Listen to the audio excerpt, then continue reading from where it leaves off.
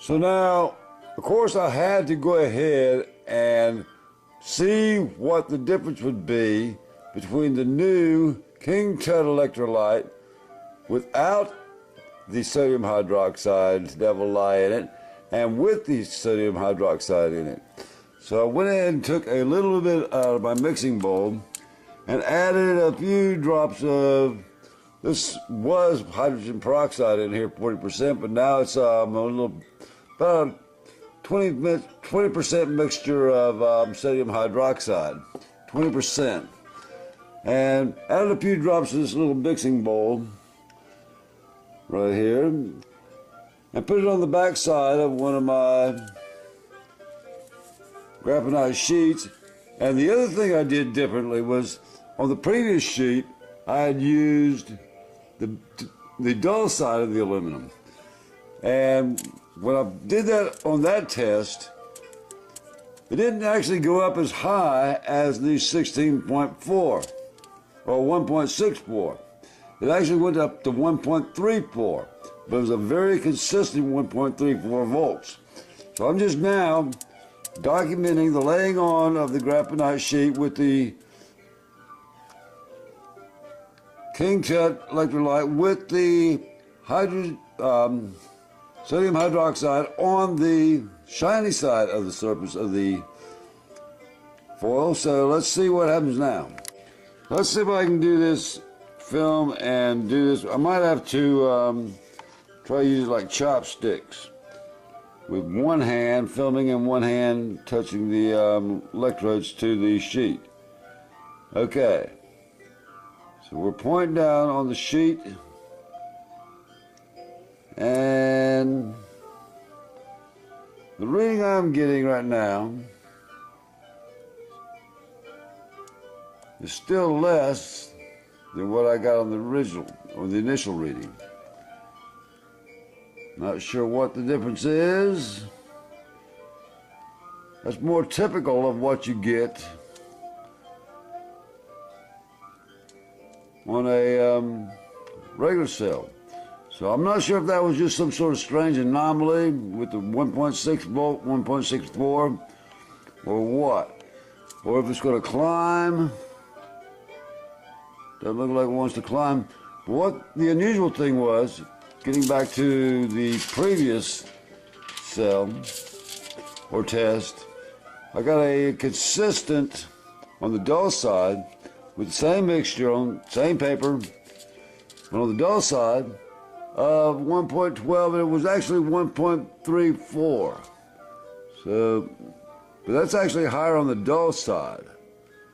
1.12 to 12, and it's very consistent. It's not going up or down as much. It was not fluctuating as much as it did previously. So it's actually higher on the dull side of the aluminum foil than it is on the shinier side, which is, to me, rather unusual. I've never actually paid attention to which side would be more conductive or have more voltage potential. This is on the shiny side, right at 1.1 volt. And it's climbing. Well, it's climbing pretty good right now. Let's just sit here and hold it a second, see what it does. But not 1.212 like over in the dull side. Same electrolyte with the sodium hydroxide. And that's really surprising to me, that it would climb down instead of higher with the sodium hydroxide. So, but what I do like about the sodium hydroxide is it makes the mix more consistent. It's not really going down as much, and it's starting to climb. Look at that. It's starting to take off. Maybe it's just starting to kick in. Maybe I should give it time to work out. That's what it is. Okay, this is why I called the original Dale Cell rocket batteries, because when this stuff starts kicking in, it starts climbing like a rocket. You're sitting here watching it right now for the first time. So here we go. I'm still holding my two electrodes to the aluminum and the graphite, and we're going up, folks. Up, up, up. I'm loving every second of it. How high will she fly? Yeah, we're going to go back to 13 easy, which is what I originally got on the dull side sheet.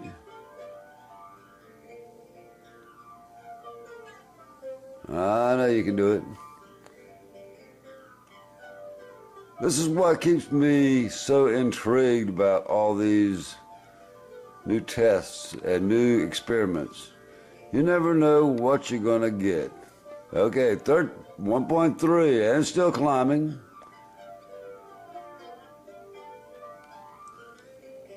And looks like I got 13.4 or 1.34 on the dull side a while before I started filming. So it looks like it's getting pretty close. Again, 13.4. So maybe it doesn't make that much difference between the dull side of aluminum foil sheet and the shiny side, but when I get ready to do this battery, I'm going to be using aluminum flashing in it irregardless. So it's not going to really make a difference whether it's the dull side or the shiny side. Both sides on the aluminum flashing are the same. I haven't tested with the aluminum flashing yet. That'll be the next test. All right, after digging through the labyrinth of my incredibly cluttered work table, I finally found the piece of aluminum test flashing that I've been using. So I've already pre-coated the backside, just dabbed it on the backside of the graphite paper, and I'm going to flip it over and see what the difference between the foil and the flashing makes. So once again, let me try to use my test meter like a pair of Chinese chopsticks. Make sure I get the leads right. And we get the voltage meter. Hands down. Let's try it this way. At an angle here. And look at that, folks. Oh my God. That's what I was looking for. Help me, Lord. That's what I was looking for. That's almost staggering. 1.724 is what I saw at the highest point. 1.724. It's falling down a little bit now, but 1.724, we're looking at easy 17 volts. That's what I was looking for. So yes, I think we're going to have a very fine King Tut. Wonder why it was 1724. Why not an easy, consistent 1725? But now I don't want to go up that high at all. Drop down to 1.64. I'm wondering when I do these initially, after first putting it on, whether or not this thing is actually losing a current voltage over time. But you saw it, I got it on film, 1.724 initially.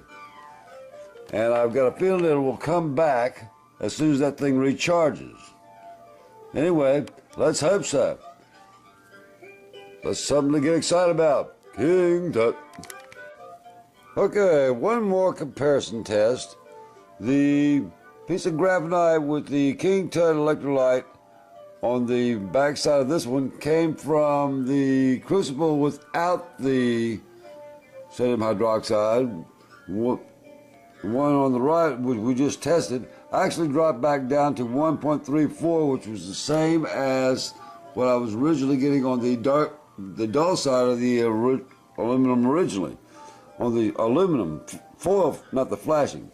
But this time we're going to see if there's any much difference between the electrolyte with the sodium hydroxide or without the sodium hydroxide. So I'm going to flip it over and we'll do the same test again. Laying it down, mashing it down good and flat. And we'll do our Chinese chopstick dexterity trick again. I need 4 hands. Okay, here we go. Laying it down. Getting the reading. And that's interesting. Well, I would say at this point, it's climbing. If it goes up to 1.34, I'll be impressed, but it's going past that again. And climbing like the rocket again. I love to watch this happen, but then it started bouncing down. What happened? So, without the sodium hydroxide, I'm beginning to see this, and I see this a lot without the sodium hydroxide. Okay, it bounces all over the place. And it's still climbing, but where will it stop? 1.4. It fluctuates. I'm not sure why it fluctuates as much as it does. 1.44 thereabouts. Let's go back to the sheet with the hydroxide. And that, as I said, was up to 1.34 at its last count. Now it's up to 132 after shooting up like a rocket to 1.724 previously. Again, why it does that, I can't explain. But now it's settled out at about 1.32 thereabouts. And back again on the sheet without the sodium hydroxide. It starts off low. And now it's staying low. Well, this is the strangest thing. There must be some sort of discharge mechanism. It's causing these rapid drop-offs and bouncing back and all that. I really don't know why it acts the way it does. But I've noticed that it's a lot more erratic without the sodium hydroxide than it is with the sodium hydroxide. All right, now it's back down to close around 8.8. And again, with the sodium hydroxide, that's a more consistent, stable reading of 1.31, 1.32 previously. So, overall, I'd say it's better to add the sodium hydroxide than without it. Once again, going back. And that's actually going down instead of up. And why it's going down? Who knows? It could be the inconsistency of the coating on the graphite paper. I told you these sheets were rejects. They still got a good conductivity in them, but they're nowhere near as consistent coverage as the ones I'm producing now. These are just scraps I use for test. And my idea is if I get this good results with scrap pieces I'm not going to use, how much better am I going to get with ones I am going to use? That's the issue. So going back again to with the sodium hydroxide levels lie, and once more we're at a very consistent reading, no bouncing. So that's definitely a good improvement just from the stability standpoint. So that's all I'm going to test tonight. I think I found what I need to know overall, but that sure was exciting to see this with the sodium hydroxide on the flashing go to 1.724 before falling back. Okay, signing off. Got chopsticks in my mouth. Okay, still got my mouth full of chopsticks, but I think this is interesting. After letting these two samples settle for a little while, I've been thinking about the number 1320. and the relevance of the number 1320. Get on up there to 1320 like you were before now. You don't want to cooperate. Wants to be one shy. 1320. We're still doing the, come on now, you can do it, you can do it. You did it, stared me right in the face there for a while. Anyhow, it's not going to do it, because that would be like too much coincidence. I do a little bit of ancient study in the Greek geometric language, numerical language, and their connection to the Egyptian culture. So the relevance of 1320 is, that's the number of an ancient Egyptian deity, as I'll show you here. 1320 is, as you can see on the calculator,